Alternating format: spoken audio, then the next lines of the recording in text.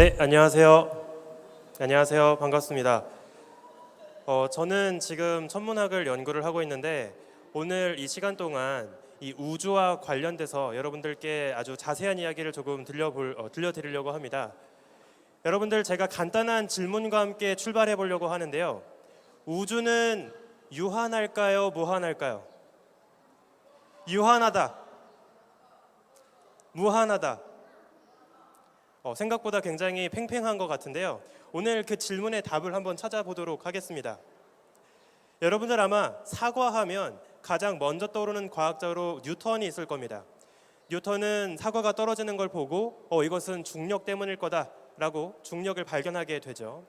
그런데 뉴턴은 자신이 발견한 중력을 우주에 그대로 적용했을 때 굉장히 치명적인 모순이 발생한다는 것을 하나 생각하게 됩니다. 중력은 우주에 있는 모든 것을 잡아당기는, 서로 끌어당기는 힘이죠. 그래서 뉴턴은 우주에 이렇게나 많은 별과 은하들로 가득 차 있다면 그 다양한 물질들이 서로 잡아당길 테니까 우주는 결국 작게 오므라들고 붕괴할 것이다 라고 생각을 했어요. 하지만 분명 우리가 보고 있는 우주는 붕괴하고 있지 않죠. 계속 평안하게 똑같은 모습을 유지하고 있습니다. 바로 그래서 이 모순을 해결하기 위해 뉴턴은 한 가지 놀라운 가정을 하게 됩니다. 중력은 존재하지만 우주가 붕괴하지 않도록 하려면 어떻게 하면 될까? 바로 여기에서 뉴턴은 우주가 사실은 무한하기 때문이다 라고 생각을 하게 돼요. 우주가 무한하다라는 건, 지금 여기서 말하는 건 단지 비유적으로 우주가 너무 크니까 무한해라고 이야기하는 게 아닙니다. 뉴턴은 실제로 우주가 정말 무한한 공간이라고 생각을 했어요. 예를 들어서 한번 제가 유한한 크기를 갖고 있는 우주를 만들어 보겠습니다. 지금 이 그림처럼 경계가 명확한 끝이 있는 우주가 있다고 생각을 해볼게요. 그러면 이 유한한 크기에 갇힌 별들은 모두 우주의 중심을 향해 끌려가게 되겠죠. 예를 들어서 이 우주의 가장자리에 있는 별을 하나 생각해 보겠습니다. 저 별의 입장에선 오른쪽에만 별들이 있어요. 왼쪽에는 별이 없습니다. 경계 바깥이기 때문이죠. 따라서 저 별은 자기보다 오른쪽에 있는 다른 별들에 의한 중력만 느끼게 될 겁니다. 그러면 결국 저 별은 점점 오른쪽으로 끌려가게 될 것이고 결국에 우주의 중심으로 다가가게 되는 거죠. 하지만 만약 우주가 애초에 끝없이 펼쳐진 말 그대로 무한한 세계라면 어떨까요? 별을 아무거나 집어보아도 저 별을 중심으로 위에도 무한하게 많은 별이 있고요. 아래에도 무한하게 많은 별이 있고요. 오른쪽도 똑같고 왼쪽도 똑같습니다.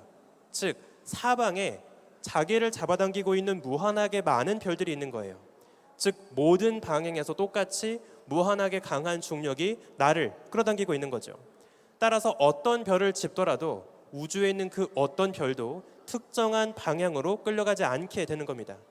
바로 그렇기 때문에 뉴턴은 서로 잡아당기기만 하는 중력이 있더라도 우주가 붕괴하지 않도록 하려면 우주가 실제로 무한해야 할 것이다 라는 생각을 하게 되었던 거죠.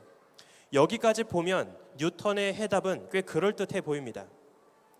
하지만 뉴턴이 생각지 못한 또 다른 모순이 발생하게 되는데요.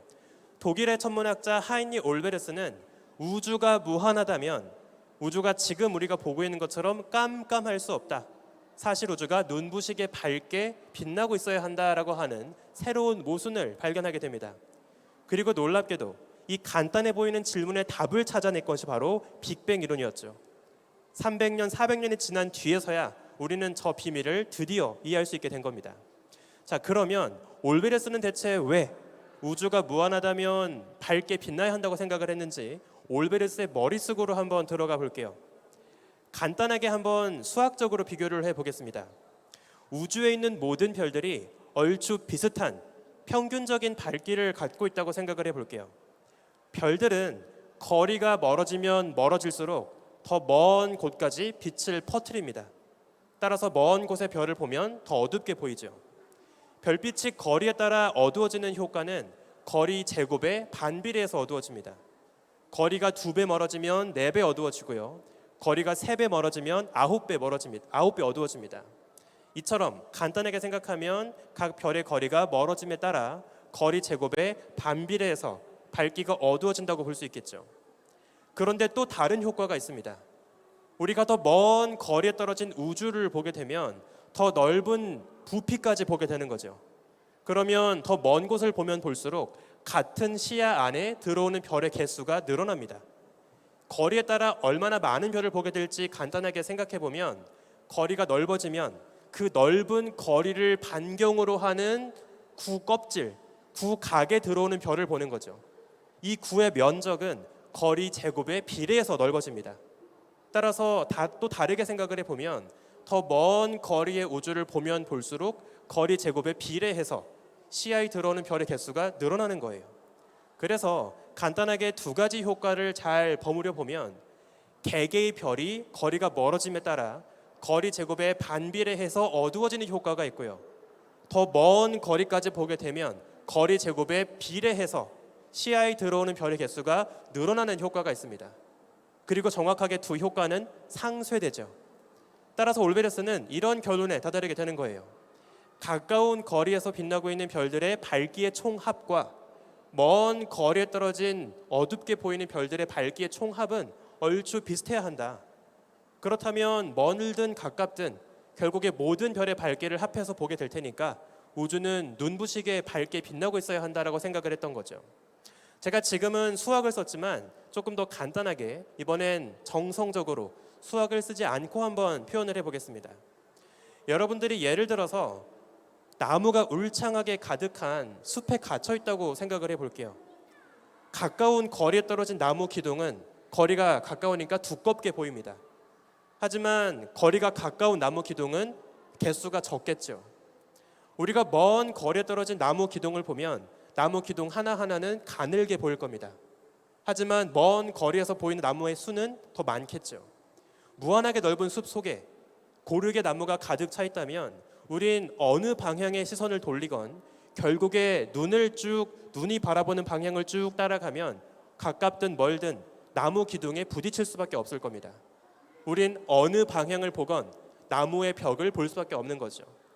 마찬가지로 올베르스는 정말로 우주가 무한하고 우주의 별들이 그렇게 많이 고르게 차 있다면 어느 방향의 하늘을 보건 우리 시선의 끝은 어떤 별 표면에 닿을 수밖에 없다고 생각을 한 겁니다. 그리고 우리 우주는 사실 눈부시게 밝게 빛나고 있어야 한다고 생각을 했던 거죠.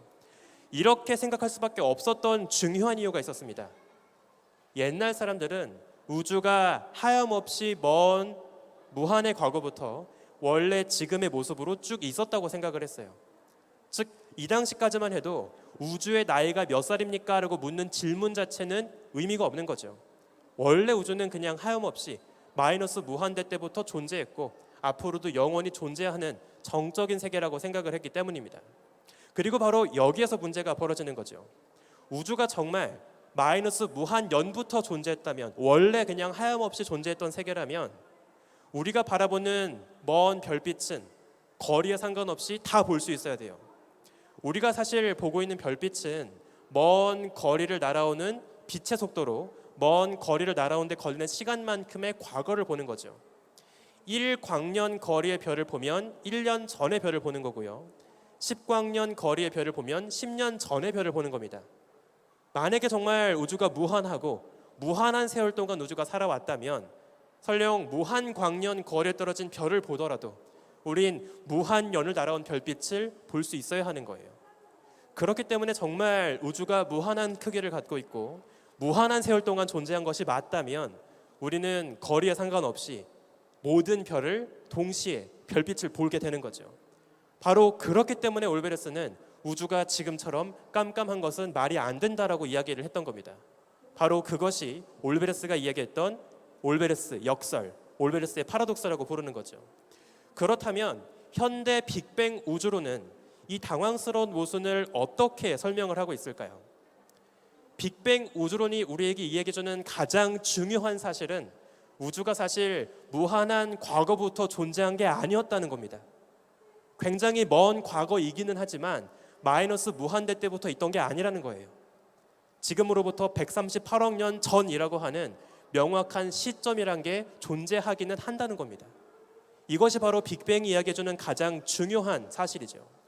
그렇다면 천문학자들은 이 빅뱅이라는 머나먼 과거의 순간을 어떻게 확인을 하게 되었던 걸까요? 20세기가 되면서 천문학자들은 우리 은하 바깥에도 수많은 은하가 있다는 것을 알게 됩니다. 그리고 그 수많은 은하들이 우주 공간에서 어떻게 움직이고 있는지를 하나하나 관측을 하게 되죠.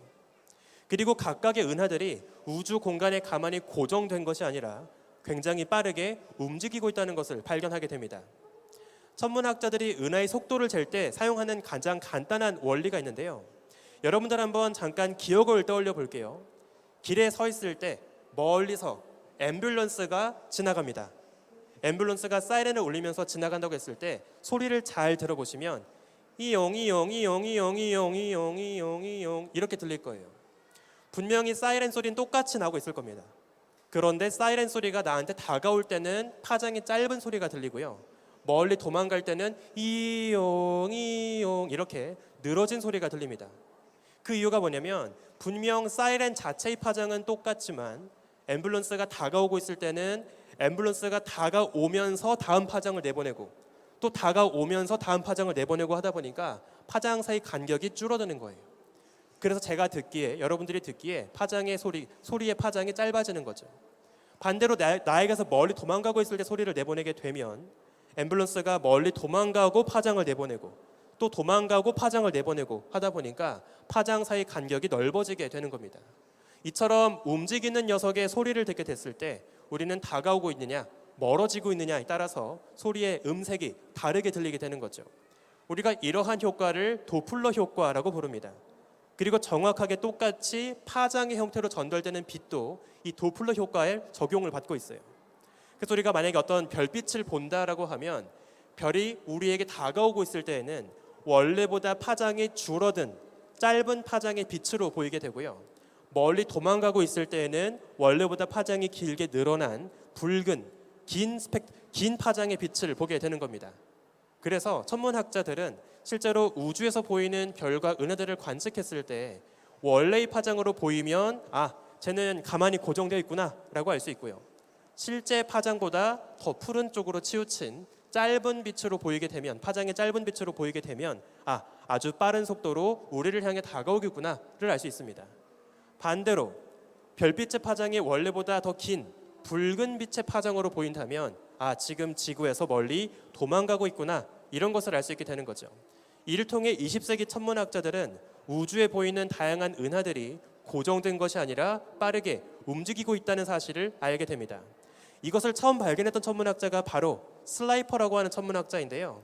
지금 보시는 표는 그 당시에 관측했던 여러 은하들의 움직이는 속도를 나타내고 있습니다.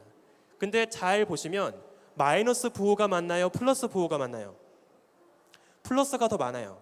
플러스가 의미하는 건 우리에게서 멀리 도망가는 속도를 갖고 있다는 뜻입니다.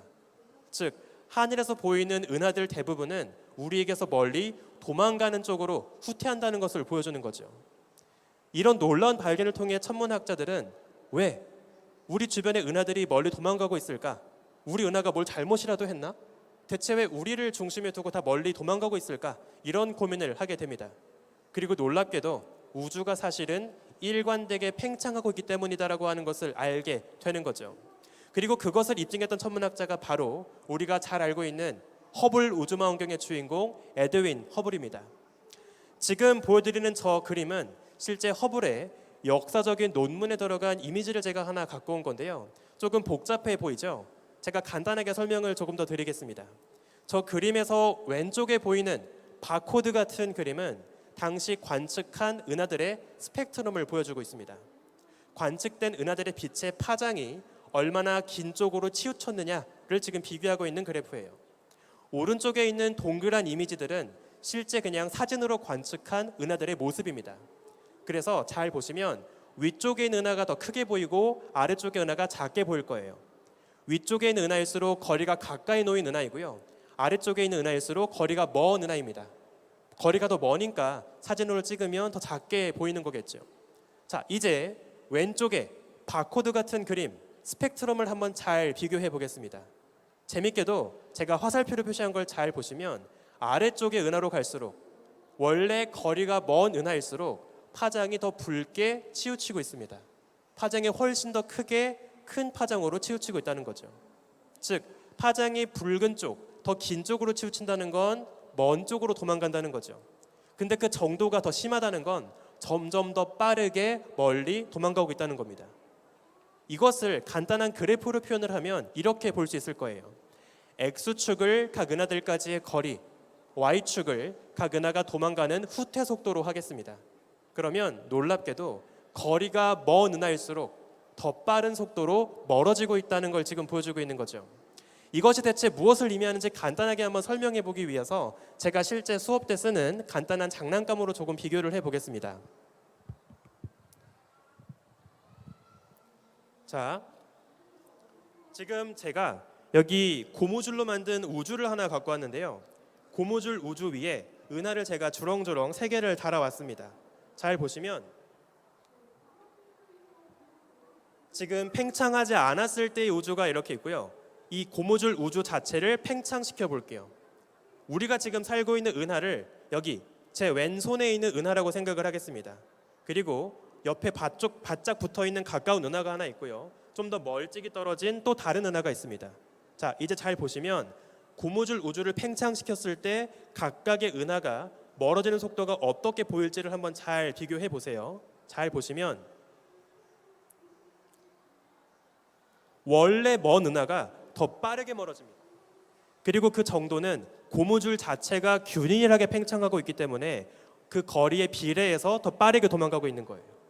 즉, 거리에 따라서 먼 은하들이 후퇴하는 속도가 비례하고 있다는 건 은하들이 직접 움직인다는 것이 아니라 은하가 박혀있는 시공간, 이 고무줄에 해당하는 우주 공간 자체가 균일하게 팽창한다는 것을 보여준다는 거죠. 이 놀라운 발견을 통해 허블과 천문학자들은 우주가 통째로 팽창하고 있는 거구나. 우리 은하를 중심에 두고 우리 은하만 고정된 채 다른 은하만 도망가고 있는 것이 아니라 우리 우주가 통째로 팽창하고 있는 거구나 라고 하는 걸 발견하게 되는 겁니다. 그렇다면 우주가 지금 빠른 속도로 팽창하고 있는 게 맞다면 이런 생각도 해볼 수 있겠죠. 옛날에 먼 과거로 시간을 거슬러 올라간다면 우주는 과연 어땠을까? 지금은 우주가 점점 커지고 있지만 시간을 거슬러 올라간다면 우주는 계속 사이즈가 작아지게 될 것이고 점점 사이즈를 줄이다 보면 결국 우주의 모든 물질과 에너지가 한 점에 모여서 응축되어 있는 태초의 순간에 다다르게 될 겁니다. 그리고 이 순간이 되면 너무나 우주가 작아져서 더 이상 줄일 수 없는 아주 극단적인 단계에 도달하게 되는 거예요. 그리고 이 순간 그 격렬한 에너지를 더 이상 버티지 못하고 있던 우주가 순식간에 빵 터지게 되고 그 여파로 빅뱅이 벌어지게 되는 거죠. 그리고 그렇게 우리 우주가 탄생하게 되었다라고 우리가 받아들이게 된 겁니다. 여기에서 중요한 건 뭐냐면 지금 보신 것처럼 우주의 타임라인을 거꾸로 되돌려 갔을 때, 거슬러 올라갔을 때 하염없이 쭉 갈 수 있다는 게 아니에요. 우리가 계속 거슬러 올라가다 보면 마치 비디오 테이프를 무한하게 되감을 수 없듯이 어떤 한계에 다다를 수밖에 없다는 겁니다. 즉 우주의 과거는 유한했다는 거죠. 놀랍게도 지금 이 그림은 오늘날의 천문학자들이 계속해서 확인하고 있는 우주 팽창을 보여주는 그래프인데요. 아까 제가 보여드렸던 허블의 첫 번째 그래프 있죠. 그 첫 번째 그래프가 저 빨간 사각형 안에 들어옵니다. 그리고 이제 우리는 허블이 발견했던 것보다 훨씬 더 먼 거리의 우주까지 관측을 하고 있고요. 아무리 먼 거리까지 우주를 보더라도 여전히 우주는 일관되게 팽창하고 있다는 것을 확인해 나가고 있어요. 여전히 각 은하들의 후퇴 속도는 정확하게 거리에 비례해서 빨라지고 있습니다. 자, 그렇다면 이렇게 알아낸 우주의 과거가 요한하다는 사실이 아까 만났던 올베르스의 질문을 어떻게 해결해주고 있을까요? 아까 제가 보여드린 것처럼 옛날 사람들에게 우주의 역사는 마이너스 무한년부터 플러스 무한년까지 특정한 시점 없이 하염없이 존재하는 세계였습니다. 그랬기 때문에 아무리 거리가 먼 곳에 놓인 별빛이라 하더라도 무한한 세월을 날아오면 별빛을 볼 수 있었어야 하는 거예요. 그러니까 우주가 굉장히 눈부시게 보여야 한다고 생각을 했던 거죠. 하지만 빅뱅 우주론은 그렇지 않다는 걸 이야기합니다. 무한하게 과거로 뻗어있던 저 시간의 수평선을 댕강 잘라버려요. 그리고 굉장히 먼 과거이기는 하지만 138억 년 전부터만 우주가 있었다라고 이야기를 하고 있는 거죠. 그렇게 되면 아까 우리가 봤던 것처럼 우주가 무한했다면 거리에 상관없이 모든 별빛을 볼 수 있어야 했겠지만 우주의 과거는 유한했기 때문에, 살아온 세월 자체가 유한했기 때문에 무한하게 먼 거리의 별빛은 볼 수 없다라고 이야기를 하게 되는 거죠. 결국에 우리가 볼 수 있는 가장 먼 과거의 빛은 빛의 속도로 우주가 살아온 나이만큼 날아갔을 때 다다를 수 있는 그 거리의 별까지만 볼 수 있을 겁니다. 그 이상의 거리에 아무리 별들이 숨어 있다 하더라도 그 먼 거리의 별빛이 지구에 날아오려면 우주가 살아온 세월보다 더 긴 시간이 필요한 거예요. 아무리 시간이 흘러도 그렇게나 먼 거리에 놓인 별은 우리 지구에 도달할 수가 없는 거죠. 따라서 여기서 우리는 아주 재밌는 사실을 생각해 볼 수 있습니다. 우주 공간 자체는 아마 무한할 거예요. 하지만 우리가 빛을 통해 인지할 수 있는, 빛을 통해 받아들이고 관측할 수 있는 관측 가능한 우주는 한계가 있을 수밖에 없다는 거죠. 여기서 하나 제가 추가로 좀 말씀을 드려보자면, 간단하게 생각하면 오케이, 빛의 속도로 우주의 나이만큼 갈 수 있는 거리에서만 볼 수 있다면 관측 가능한 우주의 반경은 그러면 138억 광년이겠네 라고 생각하실지 모르지만 그렇지는 않습니다. 왜냐하면 빛이 날아오는 동안에 우주도 팽창하잖아요. 그래서 원래보다 더 먼 거리까지 볼 수 있습니다. 만약에 제가 지구고 이 주먹이 먼 은하라고 해볼게요. 빛이 출발할 때는 지구에서 은하까지 거리가 짧았습니다. 그리고 은하에서 빛이 출발하죠. 날아오는 동안에 은하는 우주 팽창과 함께 멀어집니다. 실질적으로 이 빛이 도달해서 이 은하의 존재를 우리가 알게 되었을 땐 실제 그 순간의 은하까지의 거리는 훨씬 멀리 도망가 있게 되는 거죠. 그래서 실질적으로 우리가 관측 가능한 우주의 그 반지름은 대략 460억 광년 정도가 됩니다. 그래서 현재 우리가 이야기하고 있는 관측 가능한 우주의 전체 지름은 한 950억 광년 정도라고 보시면 될 것 같아요. 우주 자체는 무한할지 모르지만 관측 가능한 우주에는 한계가 있다는 걸 이야기하는 거죠. 그래서 올브레스가 이야기했듯이 우주가 무한하다면, 그리고 무한한 세월부터 존재했다면 우린 거리에 상관없이 모든 별을 봤어야 하기 때문에 그의 말처럼 우주는 밝았어야 합니다. 하지만 놀랍게도 빅뱅 우주론이 이야기하듯이 우주의 과거는 유한하기 때문에 우리가 관측할 수 있는 우주에는 한계가 있고 우리는 무한하게 많은 별을 볼 이유가 없는 거죠. 놀랍게도 우리 머리 위에 펼쳐진 우주가 깜깜하다는 너무나 당연해 보이는 저 사실 자체가 우주에게는 유한한 과거가 있었고 빅뱅과 함께 출발했다는 것을 보여주는 가장 확실한 증거가 되는 겁니다. 그리고 여기 나아가서 여러분들에게 한 가지 더 중요한 이야기를 조금 드려보고 싶은데요. 많은 분들이 우주가 팽창한다라고 이야기를 하면 자연스럽게 이 질문을 던집니다. 우주가 팽창한다면 그 팽창의 중심은 대체 어디냐? 우주가 빵 터졌다면 그 폭발 기점은 대체 어디냐? 이런 질문들을 하시죠. 하지만 단언컨대 우주 팽창엔 중심이 없습니다. 애초에 우주 팽창의 중심을 찾는 질문 자체가 잘못된 질문이에요. 이게 왜 그럴까요? 한번 간단하게 다시 그림으로 한번 비교해 보겠습니다.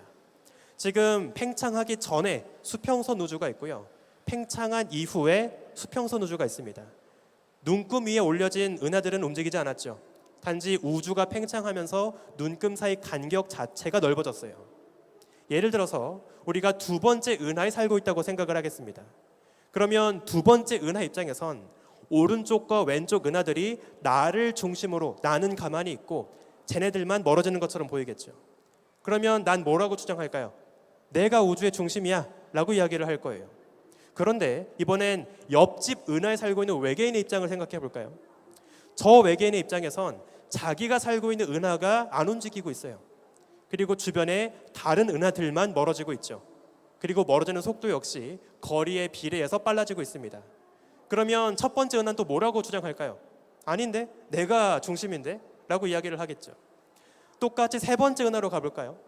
세 번째 은하에 살고 있는 외계인 역시 자기는 가만히 있습니다. 그리고 나머지 은하들만 멀어진다고 보이겠죠. 그럼 또 똑같은 주장을 하게 될 거예요. 아니야, 너네가 중심이 아니라 내가 중심이야. 그러면 뭐죠? 지금 저 수평선 우주에선 중심이 세 개인 건가요? 아니죠. 중심이란 게 원래 없는 겁니다. 많은 분들이 착각하는 게 뭐냐면 우주가 너무나 특별해서 우주 팽창에만 중심이 없다는 게 아니에요.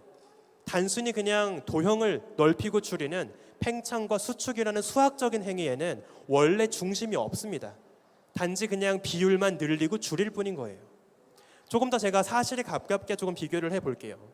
이번엔 실제로 우주 공간에 분포하는 은하들의 지도를 그려봤습니다. 왼쪽에서 오른쪽으로 갈 때 팽창이 살짝 더 부풀게 되는 거죠. 팽창 전과 팽창 후를 제가 한번 이미지를 포개서 어떻게 보이는지를 한번 비교해 보도록 하겠습니다. 만약에 제가 두 이미지를 포개할 때 어떤 점 하나를 중심에 두고 포개해 본다면 저 점만 가만히 있고 사방의 다른 점들만 멀리 도망가는 것처럼 보일 겁니다. 그럼 마찬가지로 저 2D 평면의 우주 공간에선 저 녀석이 중심이라고 주장을 하게 되겠죠. 그런데 제가 위에 얹어 놓았던 이미지를 살짝 이동시켜서 겹치는 점을 한번 바꿔보겠습니다. 그럼 이번엔 또 다른 점은 가만히 있어요. 그리고 나머지 점들만 거리에 비례해서 빠르게 멀어지는 것처럼 보일 겁니다. 그럼 또 뭐라고 이야기할까요? 내가 우주의 중심이거든 이라고 이야기를 하겠죠. 이처럼 어느 점을 포개든 계속해서 모든 점들이 다 중심인 것처럼 보이게 되는 착각이 벌어집니다. 즉 보신 것처럼 팽창이라는 건 원래 중심이 필요 없는 현상입니다. 어디를 중심으로 보건 단순히 그냥 비율만 늘어나는 그 세계 전체가 고르게 넓어진다는 것을 이야기를 하는 거죠. 그래서 우리가 한번 이런 생각을 해볼 수 있는데요. 흔히 빅뱅은 우주가 한 점에 뭉쳐 있다가 먼 과거에는 우주가 한 점이었다가 빵 터졌다라고 이야기를 하잖아요. 그래서 흔히들 뭐라고 착각을 하냐면 아무것도 없던 무에서 갑자기 유가 탄생했다. 어떻게 대체 무에서 유가 탄생하냐? 이런 질문들을 하곤 하죠. 하지만 이건 역시 우주의 팽창에 특정한 중심이 있기 때문이다라고 착각하고 있기 때문에 벌어지는 커다란 오해 중의 하나입니다. 자, 잘 생각해 보시면 우주 공간 자체는 무한해요. 단지 그 무한한 공간 속에서 우리를 중심에 두고 우리가 볼 수 있는 관측 가능한 우주가 동그랗게 정의될 뿐인 겁니다. 그렇다면 먼 과거에 우주를 수축시키면 어떻게 될까요? 우주의 스케일이 줄어듭니다. 하지만 여전히 우주는 무한해요.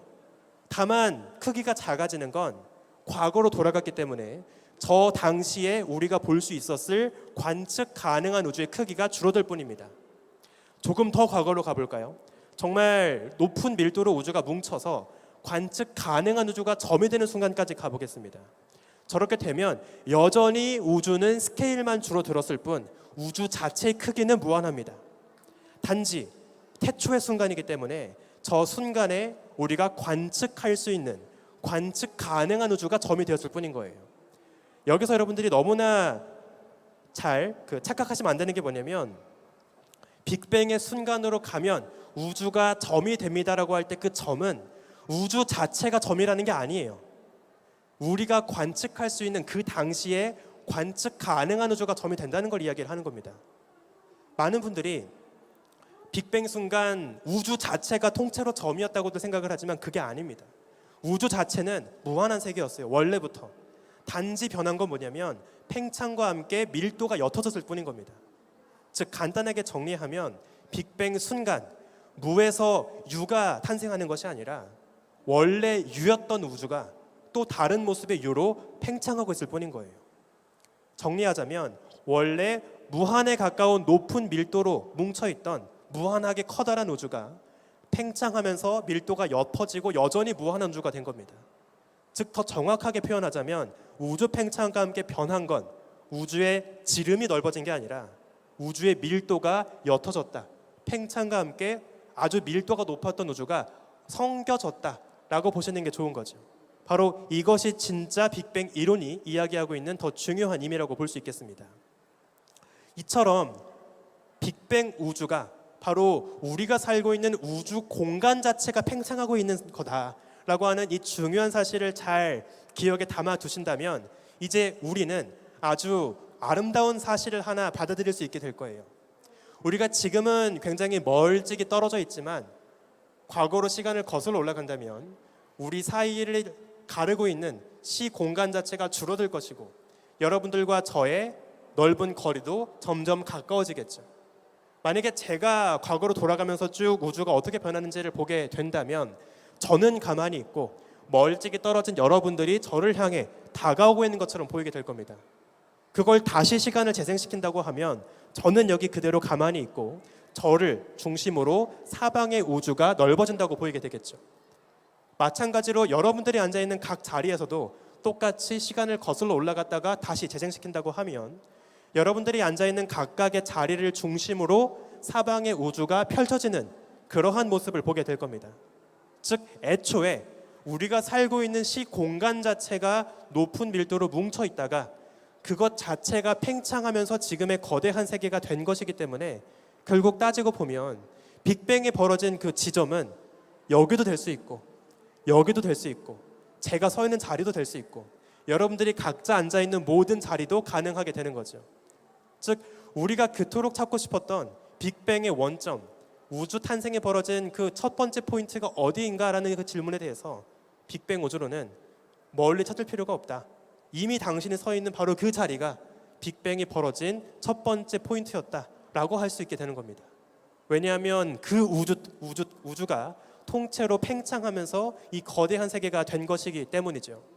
그래서 먼 거리에 떨어진 별빛이 지구에 날아오면서 어떻게 변할지를 한번 잘 생각해 보면 원래는 아무리 먼 거리에 떨어진 별빛이라 하더라도 가까운 거리에 놓여 밝게 빛나는 별들과 똑같이 아주 짧은 파장의 자외선, 가시광선과 같은 빛으로 빛을 보냈을 겁니다. 하지만 별빛이 우주 팽창과 함께 날아오면서 파장이 늘어지게 되겠죠. 우주가 점점 넓어지면서 그 우주를 타고 날아오는 별빛의 파장 자체도 넓어지게 됩니다. 그리고 결국 지구에 도착할 때쯤이 되면 원래의 파장보다 훨씬 긴 파장으로 늘어진 적외선과 같은 빛으로 도달하게 되는 거죠. 그래서 이번에 올라간 제임스 웹 같은 우주망원경들이 적외선으로 우주를 관측하고 있는 겁니다. 적외선으로 우주를 찍어야 우주 팽창과 함께 이미 너무나 긴 파장으로 늘어져 버렸을 그 먼 거리에서 날아온 빛을 볼 수 있기 때문인 거예요. 그래서 천문학자들은 최근에 적외선 관측을 통해서 앞선 허블 관측 때까지만 해도 볼 수 없었던 너무나 먼 태초의 은하들과 태초의 별들을 이제서야 보게 되는 거죠. 오늘 제가 소개해드린 빅뱅부터 출발하는 우주의 역사를 한번 간단하게 요약을 해보면 저는 이렇게 정리해 볼 수 있을 것 같은데요. 우리 우주가 굉장히 눈부시게 밝게 빛날 줄 알았지만 사실 우주는 너무나 어둡게 긴 파장으로 숨어버린 별빛으로 가득한 어두운 세계였다는 겁니다. 게다가 우리 우주가 무한할지라도 우리가 빛을 통해 볼 수 있는 우주 자체는 유한했다는 것을 이야기를 할 수 있게 되는 거죠. 그렇기 때문에 우주가 왜 깜깜하냐, 우주가 왜 밝지 않고 깜깜하냐라고 물어봤던 올베르스의 질문에 대해서 우리는 너무나 명쾌하게 이야기를 할 수 있게 되는 겁니다. 그래서 오늘 제가 말씀드린 우주의 역사를 한번 정리해보면 이렇게 볼 수 있을 것 같은데, 빅뱅 순간 우주는 비록 무한했지만 너무나 좁은 스케일로 압축되어서 높은 밀도와 높은 에너지로 들끓고 있던 아주 뜨거웠던 우주가 있었어요. 그리고 빅뱅 순간 그 들끓고 있던 에너지를 버티지 못하고 빵 팽창합니다. 그리고 우주 자체가 넓어지고 팽창하면서 열도 퍼져나갔겠죠. 팽창을 하게 되면 온도는 내려갑니다. 이렇게 팽창과 함께 온도가 식어가면서 조금씩 물질들이 굳어가기 시작했고, 그렇게 모여든 물질들이 반죽되어서 지금의 별과 은하들을 만들게 되었던 거예요.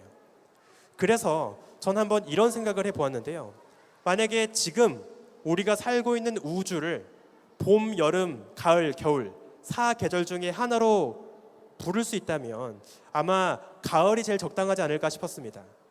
빅뱅 직후에 해당한 너무나 뜨거웠던 한여름에 해당하는 우주 초기의 시기를 지나서 하염없이 우주가 넓어지고 팽창하면서 앞으로 이어질 영원한 겨울을 향해 달려가고 있는 그 중간 계절인 거죠. 즉 우리 우주는 뜨거웠던 빅뱅 직후의 여름을 지나 앞으로 이어질 매서운 암흑 속의 겨울을 향해 달려가고 있는 그 중간 계절, 바로 가을이라고 생각을 합니다. 그렇기 때문에 우주가 팽창하면서 먼 거리에 떨어진 은하들의 빛 역시 마치 가을마다 단풍이 들듯 파장이 길게 변하고 붉은 빛으로 물들어가고 있는 거죠.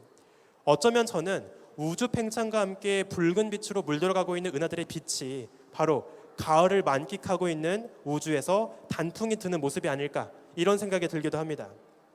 여러분들, 가을 하면 가장 먼저 떠오르는 꽃이 있을 거예요. 어떤 꽃이 떠오르나요? 코스모스. 그렇죠? 전 너무나 절묘하게도 왜 우리가 그 가을마다 만발하는 아름다운 꽃에게 우주라고 하는, 코스모스라고 하는 그 위대한 이름을 붙여주었을까를 생각해 보면, 어쩌면 바로 우주가 138억 년째 만끽하고 있는 계절이 가을이기 때문에 그 가을에게 가장 잘 어울리는 꽃으로 코스모스라는 아주 대단한 이름을 붙인 게 아닐까, 전 그런 생각이 들기도 합니다. 그래서 오늘 제가 말씀드린 것처럼 우주 팽창은 우주가 넓어지면서 은하들이 빠르게 멀리 도망가고 있다는 관측을 통해 입증할 수 있고요. 또 그 관측 사실을 통해 우리가 우주의 온도를 잴 수 있고요. 우주가 얼마나 빠르게 식어가고 있는지를 통해서 빅뱅 우주론을 입증하게 되었던 겁니다. 저는 가을을 제일 좋아합니다. 왜냐하면 가을이 되면 나들이 가기에도 좋고 또 뭔가 사색을 하기에도 좋고 되게 기분이 좋아지는 계절이라고 생각을 하거든요.